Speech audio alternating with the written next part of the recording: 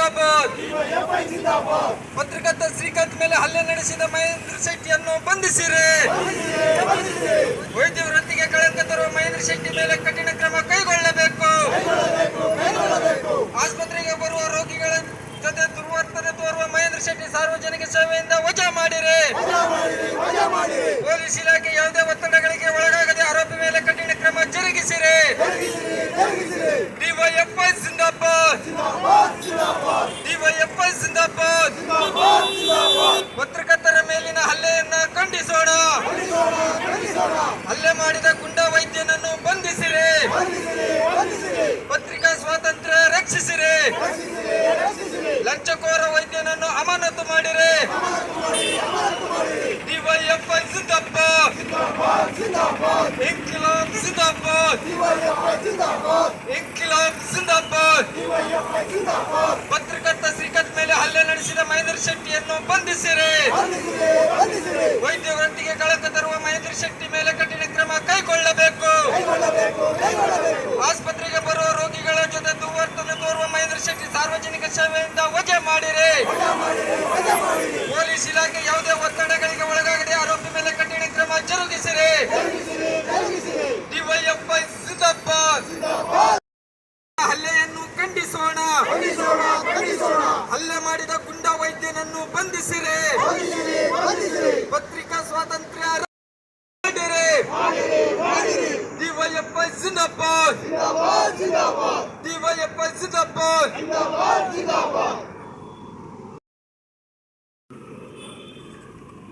ಪತ್ರಕರ್ತ ಶ್ರೀಕಾಂತ್ ಹೆಮ್ಮಾಡಿಯವರು ಇದೇ ಶರಣ್ ಹೋಟೆಲ್ ಅಲ್ಲಿ ಹರ್ಷ ರಿಫ್ರೆಶ್ಮೆಂಟ್ ಅಲ್ಲಿ ಕಾಫಿಯನ್ನ ಕುಡಿತಾ ತನ್ನ ಸಂಗಾತಿ ಜೊತೆಗೆ ಕಾಫಿಯನ್ನ ಕುಡಿತಾ ಇದ್ದಾಗ ಅಲ್ಲಿಗೆ ಬಂದಂತಹ ಇಂದಿನ ಸಾರ್ವಜನಿಕ ಆಸ್ಪತ್ರೆಯ ವೈದ್ಯಾಧಿಕಾರಿ ಆಗಿದ್ದಂತಹ ಮಹೇಂದ್ರ ಶೆಟ್ಟಿ ಅವರು ಪತ್ರಕರ್ತ ಶ್ರೀಕಾಂತ್ ಹೆಮ್ಮಾಡಿಯ ಮೇಲೆ ಒಂದು ದೈಹಿಕ ಹಲ್ಲೆಯನ್ನ ಮಾಡಿರುವಂಥದ್ದು ಎಲ್ಲ ಮಾಧ್ಯಮಗಳಲ್ಲಿ ಮತ್ತು ಸಾರ್ವಜನಿಕವಾಗಿ ಇವತ್ತು ಚರ್ಚೆ ಆಗ್ತಾ ಇರುವಂತಹ ವಿಚಾರ ತಮಗೆಲ್ಲರಿಗೂ ಕೂಡ ಗೊತ್ತಿದೆ. ಇದನ್ನ ಖಂಡಿಸಿ ಭಾರತ ಪ್ರಜಾಸತ್ತಾತ್ಮಕ ಯುವಜನ ಫೆಡರೇಷನ್ ಡಿವೈಎಫ್ಐ ಪತ್ರಕರ್ತರ ಮೇಲೆ ದೈಹಿಕ ದಾಳಿಯನ್ನ ಖಂಡಿಸಿ ಈ ಒಂದು ಪ್ರತಿಭಟನೆಯನ್ನ ಇವತ್ತು ನಾವು ಇಲ್ಲಿ ದಾಖಲಿಸ್ತಾ ಇದ್ದೀವಿ. ಈ ಪ್ರತಿಭಟನೆಯಲ್ಲಿ ಡಿವೈಎಫ್ಐನ ಹಿತೈಷಿಗಳು, ಕಾರ್ಮಿಕ ಮುಖಂಡರು ಹಾಗೂ ದಲಿತ ಸಂಘಟನೆಯ ಭೀಮಗರ್ಜನೆಯ ಮುಖಂಡರು ಈ ಒಂದು ಪ್ರತಿಭಟನೆಯನ್ನ ಬೆಂಬಲಿಸಿ ನಮ್ಮ ಜೊತೆಯಲ್ಲಿದ್ದಾರೆ. ಅವರಿಗೆ ತಮ್ಮೆಲ್ಲರ ಪರವಾಗಿ ಸ್ವಾಗತವನ್ನ ಬಯಸ್ತೀನಿ. ಎಚ್ ನರಸಿಂಹ ಹಾಗೂ ಅವರು ಡಿವೈಎಫ್ಐನ ಮಾಜಿ ಅಧ್ಯಕ್ಷರು ಆಗಿದ್ದವರು, ಚಂದ್ರಶೇಖರ್ ವಿ ಡಿವೈಎಫ್ಐನ ಮಾಜಿ ತಾಲೂಕು ಕಾರ್ಯದರ್ಶಿಯಾಗಿದ್ದವರು ಹಾಗೂ ಭೀಮಗರ್ಜನೆಯ ಮುಖಂಡರಾಗಿರುವಂತಹ ನಮ್ಮ ಹಿತೈಷಿಯಾಗಿರುವಂತಹ ವಿಜಯ್ ಕುಮಾರ್ ಅವರು ಕೂಡ ಇದ್ದಾರೆ. ಹಾಗೂ ಡಿಎಸ್ಎಸ್ನ ರಾಜು ಬೆಟ್ಟಿನ ಮನೆ, ಆಟೋ ರಿಕ್ಷಾ ಮತ್ತು ವಾಹನ ಚಾಲಕರ ಸಂಘದ ರಮೇಶ್ ಹಾಗೂ ರಾಜು ದೇವಾಡಿಗ, ಕಾರ್ಮಿಕ ಮುಖಂಡರಾಗಿಂತ ಮಹಾಬಲ ದೇವಾಡಿಗ ಹಾಗೂ ಬೀಡಿ ಕಾರ್ಮಿಕರ ಮುಖಂಡರಾಗಿರುವಂತಹ ಬಲ್ಕೀಸ್ ಅವರು ಹಾಗೂ ಕಾರ್ಮಿಕ ಮುಖಂಡರು ಸದಸ್ಯರು ಎಲ್ಲರೂ ಕೂಡ ಇಲ್ಲಿ ಇದ್ದಾರೆ. ಅವರಿಗೆಲ್ಲರಿಗೂ ಕೂಡ ಮತ್ತೊಮ್ಮೆ ಸ್ವಾಗತವನ್ನ ಬಯಸ್ತೀನಿ. ಒಂದು ವೈದ್ಯರು ಪತ್ರಕರ್ತ ಶ್ರೀಕಾಂತ್ ಹೆಮ್ಮಾಡಿ ಮೇಲೆ ಯಾಕೆ ದೈಹಿಕ ಹಲ್ಲೆಯನ್ನು ನಡೆಸಿದ್ದಾರೆ ಅನ್ನುವಂಥ ಬಗ್ಗೆ ಒಂದಷ್ಟು ಮಾತಾಡೋಣ. ಕುಂದಾಪುರದ ಸಾರ್ವಜನಿಕ ಆಸ್ಪತ್ರೆ ಇವತ್ತು ದಾನಿಗಳಿಂದ ಮತ್ತು ಸರ್ಕಾರದಿಂದ ಮತ್ತು ಜನರ ತೆರಿಗೆಯಿಂದ ಇವತ್ತು ಬಡವರಿಗೆ, ನಿರ್ಗತಿಕರಿಗೆ, ಆದಾಯ ಇಲ್ಲದವರಿಗೆ ಒಂದು ಒಳ್ಳೆಯ ಸೇವೆಯನ್ನು ಕೊಡುವಂತಹ, ಯಾವುದೇ ಲಂಚ ಇಲ್ಲದೆ ಸೇವೆಯನ್ನು ಕೊಡುವಂಥ ಒಂದು ಸಾರ್ವಜನಿಕ ಸಂಸ್ಥೆ. ಅದು ಜನರ ತೆರಿಗೆಯಿಂದ ಕಟ್ಟಿರುವಂಥ ಒಂದು ಸಂಸ್ಥೆ, ದಾನಿಗಳಿಂದ ಕಟ್ಟಿರುವಂಥ ಒಂದು ಸಂಸ್ಥೆ. ಇಲ್ಲಿಗೆ ಬರುವವರು ಬಹಳ ಆರ್ಥಿಕವಾಗಿ ಹಿಂದುಳಿದಂಥ ಜನರು. ಅವರು ಬಂದಾಗ ಸಾರ್ವಜನಿಕ ಸೇವೆಯಲ್ಲಿರುವಂಥ ವೈದ್ಯರು ಅವರನ್ನ ಚಂದ ರೀತಿಯಲ್ಲಿ ಮಾತಾಡಿಸಿ ಯಾವುದೇ ಗದರಿಸಿದಾಗೆ ದರ್ಪವನ್ನು ತೋರ್ದಂಗೆ ಅವರನ್ನ ಮಾತಾಡಿಸಿ ಅವರಿಗೆ ಚಿಕಿತ್ಸೆ ಕೊಡಬೇಕಾದದ್ದು ಸಂವಿಧಾನಬದ್ಧವಂತ ಹಕ್ಕು. ಆದ್ರೆ ಇವತ್ತು ತಾಲೂಕು ಸಾರ್ವಜನಿಕ ಆಸ್ಪತ್ರೆಯಲ್ಲಿ ಇಂಥ ಒಂದು ವ್ಯವಸ್ಥೆ ಕಳೆದ ಹಲವು ತಿಂಗಳಿಂದ ಇಲ್ಲ ಅನ್ನುವಂಥದ್ದನ್ನು ನಾವು ಗಮನಿಸಬೇಕು. ಯಾಕಂತ ಹೇಳಿದ್ರೆ ಇಲ್ಲಿಗೆ ಬಂದಂತ ವೈದ್ಯಾಧಿಕಾರಿ ಆಗಿರುವಂತಹ ಮಹೇಂದ್ರ ಶೆಟ್ಟಿಯ ಬಗ್ಗೆ ಸಾರ್ವಜನಿಕವಾಗಿ ಹಲವು ದೂರುಗಳಿವೆ. ಏನ್ ದೂರು ಅಂತೇಳಿ ಹೇಳುವಂತ ವಿಚಾರ ಬಂದಾಗ ಶ್ರೀಕಾಂತ್ ಹೆಮ್ಮಾಡಿ ಅವರು ಸಾರ್ವಜನಿಕರು ಹಲವಾರು ಜನ ಅವ್ರ ಜೊತೆ ಮಾತನಾಡಿ ಇಂಥದೊಂದು ಆಗ್ತಾ ಇದೆ ಅಂತೇಳಿ ಹೇಳುವಂತ ವಿಚಾರವನ್ನು ಇಟ್ಕೊಂಡು ಶ್ರೀಕಾಂತ್ ಹೆಮ್ಮಾಡಿ ಅವರು ಒಂದು ವರದಿಯನ್ನ ಕನ್ನಡಪ್ರಭ ಪತ್ರಿಕೆಯಲ್ಲಿ ಮಾಡ್ತಾರೆ. ಆ ವರದಿಯಲ್ಲಿ ಅವರು ಹೇಳುವಂಥದ್ದು ಏನಂತೇಳಿ ಹೇಳಿದ್ರೆ, ಮಹೇಂದ್ರ ಶೆಟ್ಟಿ ಅವರು ಅಲ್ಲಿ ಬರುವಂತ ರೋಗಿಗಳನ್ನ ಲಂಚಕ್ಕಾಗಿ ಪೀಡಿಸ್ತಾರೆ ಅನ್ನುವಂಥ ವಿಚಾರಗಳನ್ನ ಅಲ್ಲಿ ಹೇಳ್ತಾ ಇರುವಂಥದ್ದು. ಇದು ನೀವು ಹಲವಾರು ಸಾರ್ವಜನಿಕರನ್ನ ಅಲ್ಲಿ ಒಂದು ಸೇವೆಯನ್ನು ಪಡೆದಂತ ಹಲವಾರು ಜನರನ್ನ ಸಂಪರ್ಕಿಸಿದಾಗಲೂ ಕೂಡ ಅವರು ಭಯದಿಂದ ಸಾರ್ವಜನಿಕರು ಇದನ್ನ ಹೇಳಲಿಕ್ಕೆ ಒಪ್ಪೋದಿಲ್ಲ. ಯಾಕಂತ ಹೇಳಿದ್ರೆ ನಾವು ಮುಂದೆ ಹೋಗ್ಬೇಕಾಗತ್ತೆ, ಮುಂದೆ ಹೋದಾಗ ಒಂದು ಸಮಸ್ಯೆ ಆಗ್ಬಹುದು, ಹಾಗಾಗಿ ನೀವು ಪತ್ರಕರ್ತರು ಏನಾದರೂ ಮಾಡಿ ಅಂತೇಳಿ ಹೇಳುವ ರೀತಿಯಲ್ಲಿ ಅವರು ಕೆಲವು ಪತ್ರಕರ್ತರಲ್ಲೂ ಕೂಡ ಹೇಳಿದ್ದಾರೆ. ಶ್ರೀಕಾಂತ್ ಹೆಮ್ಮಾಡಿಯಲ್ಲೂ ಹೇಳಿದ್ದಾರೆ. ಶ್ರೀಕಾಂತ್ ಹೆಮ್ಮಾಡಿ ಅವರು ಆ ವಿಚಾರಗಳನ್ನ ಬರೆದಿದ್ದಾರೆ. ಬಹಳ ಮುಖ್ಯವಾಗಿ ಅವರು ಬರೆದಿರುವಂತಹ ವಿಚಾರಗಳನ್ನ ನಾವು ಓದಿದ್ದೀವಿ, ವರದಿಗಳನ್ನು ಓದಿದ್ದೀವಿ. ವರದಿಯನ್ನ ಓದಿದಾಗ ಬಹುಶಃ ಅದು ಸರಿಯಾದಂತ ವರದಿ ಅಂತೇಳಿ ನಮಗೆ ಅನಿಸುತ್ತೆ. ಯಾಕಂತೇಳಿ ಹೇಳಿದ್ರೆ ನಾವು ಹಲವಾರು ಜನರ ಹತ್ರ ಕೂಡ ನಮ್ಮ ಸಂಘಟನೆಗೆ ಡಿವೈಎಫ್ಐ ಸಂಘಟನೆಗೆ ಕೂಡ ಹಲವು ಸಂದರ್ಭಗಳಲ್ಲಿ ಇಂಥ ದೂರುಗಳು ಬಂದಿತ್ತು. ಆದ್ರೆ ನಾವು ಅದನ್ನ ಸತ್ಯಾಸತ್ಯತೆಯನ್ನು ಕೂಡ ನೋಡಬೇಕು ಅನ್ನೋ ದೃಷ್ಟಿಯಲ್ಲಿ ನಾವು ಪತ್ರಿಕೆಯಲ್ಲಿ ಹೇಳಿಕೆಯನ್ನು ಕೊಡ್ಲಿರಲಿಲ್ಲ. ಆದ್ರೆ ಇವರು ವರದಿಯನ್ನ ಮಾಡಿದ್ರು. ವರದಿಯನ್ನ ಮಾಡಿದಾಗ ಅದನ್ನ ಒಬ್ಬ ಮಹೇಂದ್ರ ಶೆಟ್ಟಿ ಅನ್ನುವಂತ ವ್ಯಕ್ತಿ ನಿಜವಾಗಿಯೂ ಕೂಡ ಪ್ರಾಮಾಣಿಕತನ ಇದ್ದಿದ್ರೆ ಕಾನೂನು ಪ್ರಕಾರವಾಗಿ ಹೋರಾಟ ಮಾಡಬಹುದಾಗಿ ಕಾನೂನಾತ್ಮಕವಾಗಿ ಹೋಗಬಹುದಿತ್ತು. ಆದ್ರೆ ಇವತ್ತು ಅದನ್ನು ಬಿಟ್ಟು ಶ್ರೀಕಾಂತ್ ಹೆಮ್ಮಾಡಿ ಅವರು ವರದಿ ಮಾಡಿದ್ದಾರೆ ಅನ್ನುವಂಥ ಕಾರಣಕ್ಕಾಗಿಯೇ ಅವರನ್ನ ಕಾನೂನಾತ್ಮಕವಾಗಿ ಎದುರಿಸುವುದನ್ನು ಬಿಟ್ಟು ಒಂದು ಗೂಂಡಾ ರೌಡಿಯಂತೆ ವೈದ್ಯಕೀಯ ಧರ್ಮಕ್ಕೆ ಅಪಚಾರ ಎಸಗುವಂತೆ ದೈಹಿಕ ಹಲ್ಲೆ ಮಾಡಿರುವಂಥದ್ದು ಯಾವ ವೈದ್ಯರು ಕೂಡ ಒಪ್ಪತಕ್ಕಂಥ ವಿಚಾರ ಅಲ್ಲ, ಯಾವ ಶಾಂತಿಪ್ರಿಯ ಜನರು ಕೂಡ ಒಪ್ಪುವಂತ ವಿಚಾರ ಅಲ್ಲ. ಕಾನೂನು ಕೂಡ ಅದಕ್ಕೆ ಇವತ್ತು ಸಪೋರ್ಟ್ ಬೆಂಬಲ ಇಲ್ಲ ಅನ್ನುವಂಥದ್ದನ್ನು ನಾವು ಸ್ಪಷ್ಟವಾಗಿ ನೋಡ್ಬೇಕಾಗುತ್ತೆ. ಒಳಗಡೆ ಯಾವ ರೋಗಿ ಬಂದ್ರು ಕೂಡ ಒಂದು ಆಪರೇಷನ್ ಮಾಡಿದ್ರೆ, ಅಪೆಂಡಿಕ್ಸ್ ಮಾಡಿದ್ರೆ ಇಷ್ಟು ದರ ಕೊಡಬೇಕು, ಆ ಹೇರಿಗೆ ಮಾಡಿದ್ರೆ ಇಷ್ಟು ದರ ಕೊಡಬೇಕು, ಯಾರು ಕೂಡ ನಮ್ಮ ಚೇಂಬರ್ ಬರುವಾಗ ಯಾರು ಕೂಡ ಮೊಬೈಲ್ ಅನ್ನ ತರಬಾರ್ದು ಅನ್ನುವಂಥ ತಾಕೀತು ಮಾಡ್ತಾನೆ ಅಂತೇಳಿ ಹೇಳಿದ್ರೆ ಇವತ್ತು ಅವರು ಭ್ರಷ್ಟಾಚಾರಿ ಅನ್ನೋದಕ್ಕೆ ಸಾಬೀತಾಗತ್ತೆ ಅನ್ನುವಂಥದ್ದು ನೋಡ್ಬೇಕಾಗತ್ತೆ ನಾವು. ಒಂದು ಅದೇ ವಿಚಾರದಲ್ಲಿ ವರದಿ ಮಾಡಿದಂತ ಶ್ರೀಕಾಂತ್ ಹೆಮ್ಮಾಡಿ ಅವರು ವರದಿ ಮಾಡಿದ್ರು. ಆರೋಗ್ಯ ಇಲಾಖೆ ಈ ಬಗ್ಗೆ ಸಮಗ್ರವಾಗಿ ತನಿಖೆ ಮಾಡಬೇಕಾಗಿತ್ತು.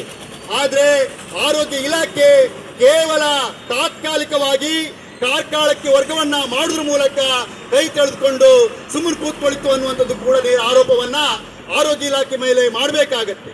ಯಾಕಂತೇಳಿ ಹೇಳಿದ್ರೆ ಇವತ್ತು ತಾತ್ಕಾಲಿಕವಾಗಿ ವರ್ಗಾವಣೆ ಮಾಡೋದಲ್ಲ, ಅವ್ರನ್ನ ಇವತ್ತು ಸಮಗ್ರವಾಗಿ ತನಿಖೆಗೆ ಒಳಪಡಿಸಿ ಅವ್ರನ್ನ ಅಮಾನತ್ನಲ್ಲಿಟ್ಟು ಇವತ್ತು ಅವರ ತನಿಖೆಯನ್ನು ಮಾಡಬೇಕಾಗಿತ್ತು. ಆದ್ರೆ ಆರೋಗ್ಯ ಇಲಾಖೆ ಇವತ್ತು ಅದನ್ನು ಮಾಡಲಿಲ್ಲ ಅನ್ನುವಂಥದ್ದನ್ನು ನಾವು ಡಿವೈಎಫ್ಐ ಆಗಿ ಹೇಳಲಿಕ್ಕೆ ಬಯಸ್ತೀವಿ.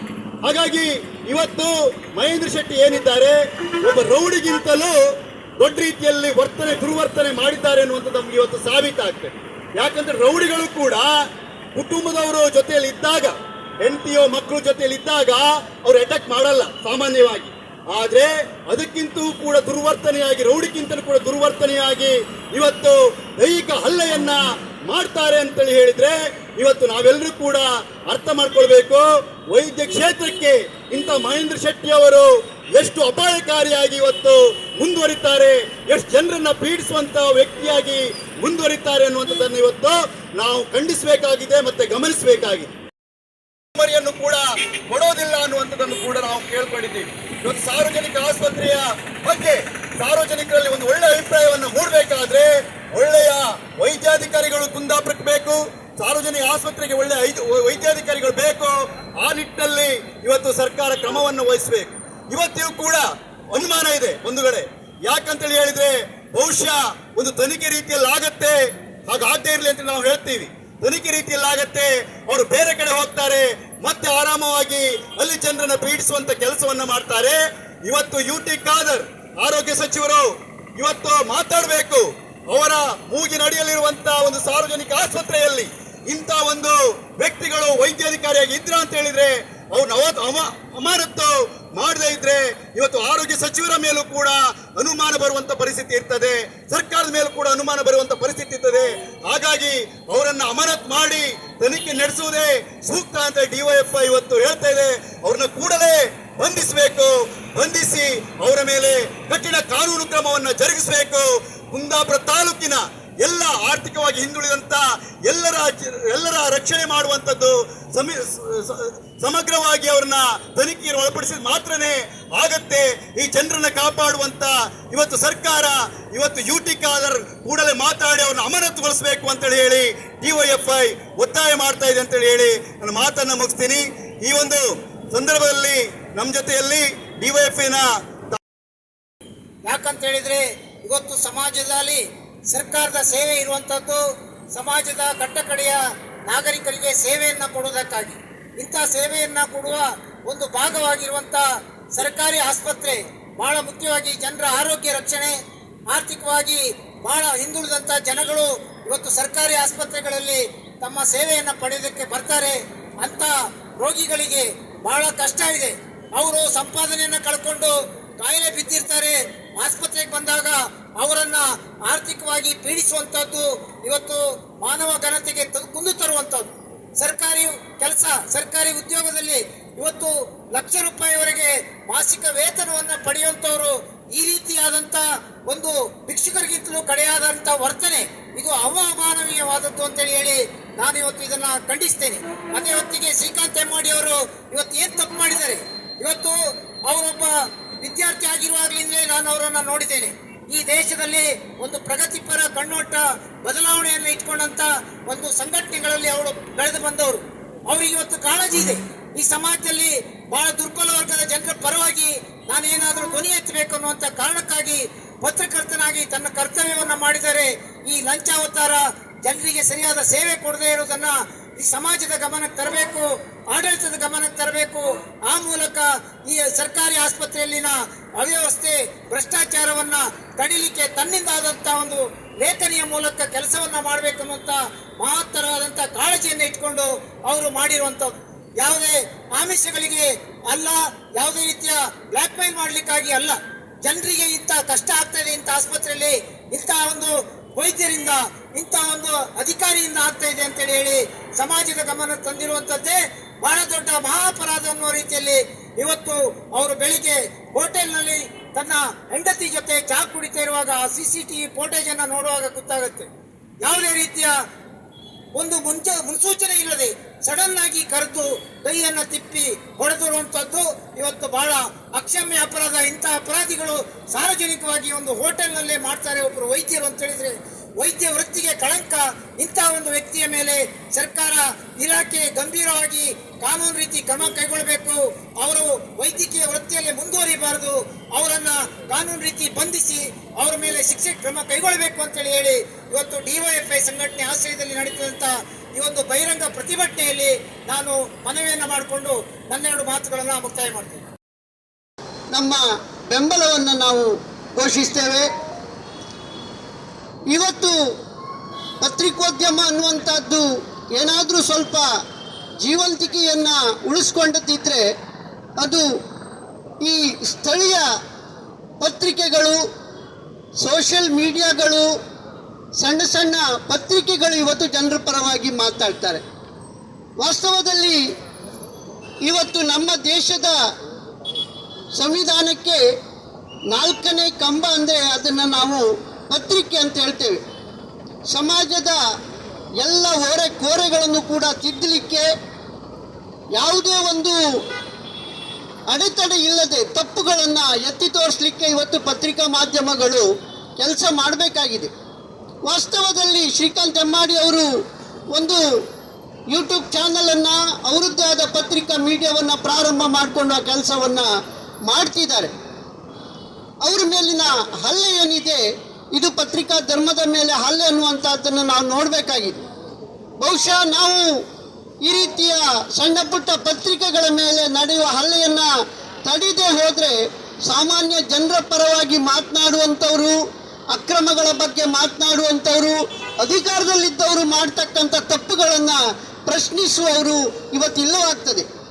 ಬಹುತೇಕ ನಮ್ಮ ದೇಶದ ಒಂದು ಮೇನ್ ಸ್ಟ್ರೀಮ್ ಮೀಡಿಯಾಗಳೇನಿದೆ, ರಾಷ್ಟ್ರೀಯ ಪತ್ರಿಕೆಗಳು, ಸುದ್ದಿ ಮಾಧ್ಯಮಗಳು ಇವತ್ತು ಸುಮಾರು 85% ಪತ್ರಿಕೆಗಳು ಇವತ್ತು ನಮ್ಮ ದೇಶದ ಕಾರ್ಪೊರೇಟ್ ಕಂಪನಿಗಳ ಕೈಯಲ್ಲಿದೆ. ಅದು ರಿಲಯನ್ಸ್ ಇರ್ಬೋದು, ಅದಾನಿ ಇರ್ಬೋದು, ಕಾರ್ಪೊರೇಟ್ ಕಂಪನಿಗಳು ಅವೆಲ್ಲವನ್ನು ಕೂಡ ಇವತ್ತು ತಮ್ಮ ಸುಪರ್ದಿಯಲ್ಲಿ ಇಟ್ಕೊಂಡಿದ್ದಾರೆ. ಅದರ ಅರ್ಥ ಏನು ಅಂತ ಹೇಳಿದ್ರೆ, ಈ ಕಾರ್ಪೊರೇಟ್ ಕಂಪನಿಗಳಿಗೆ ಏನು ಬೇಕೋ ಅದನ್ನೇ ಅವರು ಬರಿಬೇಕು ಅನ್ನುವಂಥದ್ದು ಅಲ್ಲಿ ಒಂದು ಸತ್ಯ ಆಗಿದೆ.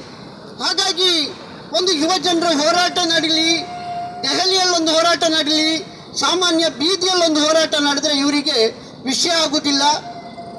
ಯಾವುದ್ಯಾವುದೋ ಗಿಮಿಕ್ ಸುದ್ದಿಗಳನ್ನು ಮಾತ್ರ ಮಾಡಿಕೊಂಡು ದೇಶದ ಹಿತಾಸಕ್ತಿಗಳನ್ನು ಕಾರ್ಪೊರೇಟ್ ಕಂಪನಿಗಳಿಗೆ ಮಾರಾಟ ಮಾಡ್ತಕ್ಕಂಥವರ ಪರವಾಗಿ ಮಾತ್ರ ಸುದ್ದಿ ಮಾಡುವಂಥ ನಿಟ್ಟಿನಲ್ಲಿ ಇವತ್ತು ಪತ್ರಿಕೋದ್ಯಮ ಮಾರಾಟ ಆಗಿದೆ ಅನ್ನುವಂಥದ್ದು ನಮಗೆಲ್ಲರಿಗೂ ಕೂಡ ಇವತ್ತು ಗೋಚರಿಸ್ತಾ ಇದೆ. ಅಂಥ ಸಂದರ್ಭದಲ್ಲಿ ಇವತ್ತು ಸಣ್ಣ ಪುಟ್ಟ ಪತ್ರಿಕೆಗಳು ಜನರ ಪರವಾಗಿ ಧ್ವನಿ ಎತ್ತುವುದನ್ನು ನಾವು ಬೆಂಬಲಿಸಬೇಕು. ಶ್ರೀಕಾಂತ್ ಹೆಮ್ಮಾಡಿಯವರು ಯುವಜನ ಸಂಘಟನೆಯಲ್ಲಿ ಇದ್ದುಕೊಂಡು ತಾವೇ ಆದಂಥ ಒಂದು ಆದರ್ಶವನ್ನು ಮೈಗೂಡಿಸ್ಕೊಂಡು ಈ ರೀತಿಯಾದಂಥ ಒಂದು ತಪ್ಪನ್ನು ಅವ್ರು ಪ್ರಶ್ನಿಸಿದ್ದಾರೆ. ನಮ್ಮಲ್ಲೂ ಕೂಡ ಸಾಕಷ್ಟು ಕಂಪ್ಲೇಂಟ್ಗಳು ಬಂದಿತ್ತು. ಅವ್ರು ಪ್ರತಿಯೊಂದಕ್ಕೂ ಹಣವನ್ನು ಮಹೇಂದ್ರ ಶೆಟ್ಟಿ ಅವರು ಕೇಳ್ತಾರೆ ಅಂತ. ಆದರೆ ಸಾಧಾರಣವಾಗಿ ಯಾವುದೇ ಪೇಷಂಟ್ ಪಾರ್ಟಿಯವರು ಅದನ್ನು ಹೇಳಲಿಕ್ಕೆ ಧೈರ್ಯ ಮಾಡೋದಿಲ್ಲ. ಯಾಕಂತೇಳಿ ಹೇಳಿದರೆ ಅನಾರೋಗ್ಯ ಪೀಡಿತರಾದಂಥ ಅವರ ಮನೆಯವರು ಆಸ್ಪತ್ರೆ ಒಳಗಿರ್ತಾರೆ. ಇವರು ಯಾವುದೇ ರೀತಿಯಲ್ಲಿ ಅವರಿಗೆ ಕಿರುಕುಳ ಕೊಡ್ಬೋದು ಅನ್ನುವಂಥ ಕಾರಣಕ್ಕೆ ಆಪರೇಷನ್ಗೆ ಒಂದು ಚಾರ್ಜು, ಆಪರೇಷನ್ ಆದ ಮೇಲೆ ಸ್ಟಿಚ್ ಬಿಚ್ಚಲಿಕ್ಕೆ ಮತ್ತೊಂದು ಚಾರ್ಜು, ಡಿಸ್ಚಾರ್ಜ್ ಸಮರಿ ಕೊಡಲಿಕ್ಕೆ ಮತ್ತೊಂದು ಚಾರ್ಜು. ಖಾಸಗಿ ಆಸ್ಪತ್ರೆಗಿಂತ ಕೀಳಾದಂಥ ಒಂದು ನಡತೆ ಏನಿದೆ, ಇದು ಸಾಮಾನ್ಯ ಜನರ ಹಕ್ಕುಗಳನ್ನು ವಂಚಿಸ್ತಕ್ಕಂಥ, ಸಾರ್ವಜನಿಕ ಆಸ್ಪತ್ರೆಯನ್ನೇ ನಂಬಿ ಅದರ ಬಾಗಿಲಲ್ಲಿ ನಿಂತು ಆರೋಗ್ಯದ ರಕ್ಷಣೆ ಕೇಳ್ತಕ್ಕಂಥ ಜನರ ಹಕ್ಕಿನ ಉಲ್ಲಂಘನೆ ಅನ್ನುವಂಥದ್ದನ್ನು ಗಮನ ಹರಿಸಬೇಕು. ಇದಕ್ಕೆ ಸಂಬಂಧಪಟ್ಟ ಆಡಳಿತ ಏನಿದೆ ಅವ್ರ ಮೇಲೆ ಕಠಿಣ ಕ್ರಮವನ್ನು ಕೈಗೊಳ್ಳಬೇಕು. ಇನ್ನೆಂದೂ ಕೂಡ ಯಾವುದೇ ರೀತಿಯ ಸಾರ್ವಜನಿಕ ಅಧಿಕಾರಿಗಳು ಈ ಥರದ ಅಶಿಸ್ತಿಗೆ ಒಂದು ಅವಕಾಶ ನೀಡದಿದ್ದ ರೀತಿಯಲ್ಲಿ ಶಿಸ್ತು ಕ್ರಮವನ್ನು ಕೈಗೊಳ್ಳಬೇಕು. ಅವರನ್ನು ನಾವು ಹೇಳುವುದಾದರೆ ಅಂಥ ಒಂದು ಅಕ್ರಮವನ್ನು ಎಸಗಿದಂಥವರು, ಸಾರ್ವಜನಿಕ ಸ್ಥಳದಲ್ಲಿ ಹಲ್ಲೆ ಮಾಡಿದಂಥವ್ರನ್ನ ಡಿಸ್ಕ್ವಾಲಿಫೈ ಮಾಡಬೇಕು ಅನ್ನುವಂಥದ್ದೇ ನಮ್ಮ ಆಗ್ರಹ ಆಗಿದೆ. ಹಾಗೂ ಅವ್ರನ್ನ ತಕ್ಷಣದಲ್ಲಿ ಬಂಧಿಸಬೇಕು ಅನ್ನುವಂಥ ಒಂದು ಒತ್ತಾಯದೊಂದಿಗೆ ನನ್ನ ಮಾತುಗಳನ್ನು ಮುಗಿಸ್ತೇನೆ. ಕಠಿಣ ಕ್ರಮ ಕೈಗೊಳ್ಳಬೇಕು. ಆಸ್ಪತ್ರೆಗೆ ಬರುವ ರೋಗಿಗಳ ಜೊತೆ ದುರ್ವರ್ತನೆ ತೋರುವ ಕಳಂಕ ತರುವ ಮಹೇಂದ್ರ ಶೆಟ್ಟಿ ಮೇಲೆ ಕಠಿಣ ಕ್ರಮ